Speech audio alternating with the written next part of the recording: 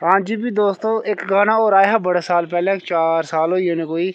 वो गाना है साढ़ी चमन लहरी होंदा, काला काला कोट मेरे दर्जी ते काले धागे सियां भला हो। ते मेरी समझ एक गल नहीं आई कि जां ओह् स्याने लाना हा जां दर्जी सीने लाना हा, की के काला कोट है तो उसी काले धागे सीना। ते साढ़े चमन लहरी होर की आखा दे, मिगी लगदा दर्जी दी अक्खी खराब ही आनी ही, तां सना दे हे कि काला कोट इसी काले धागे ने गै सियां। मतलब लगदा कोई दर्जियै पैह्लें बी कोई कांड कीते दा कि चमन लहरी होरें कोई कपड़ा कुपड़ा कोट पैंट जां शेरवानी सीने थी ते रंग कोई होर हा ते दूए रंगै धागे ने सी दा। ते इस तां ओह् वीडियो सना दे कि काला काला कोट मेरे दर्जी काले धागे सियां भला हो।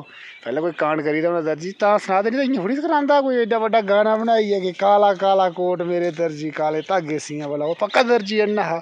समझ आई सी दोस्तों वीडियो केह् गाना बनाने दा मकसद हा उं'दा। दर्जी दियां अक्खीं खराब हियां ते दर्जी अन्ना उसी तां सना दे कि काला काला कोट मेरे दर्जी काले धागे सियां भला हो।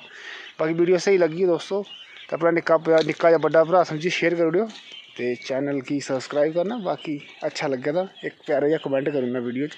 बाकी वीडियो सिर्फ फन आस्तै बना दे, कुसै रोस्ट करने दी साढ़ी औकात नहीं है, अस करी सकदे, पर फन आस्तै आए। बाकी बाय बाय, जय श्री महाकाल।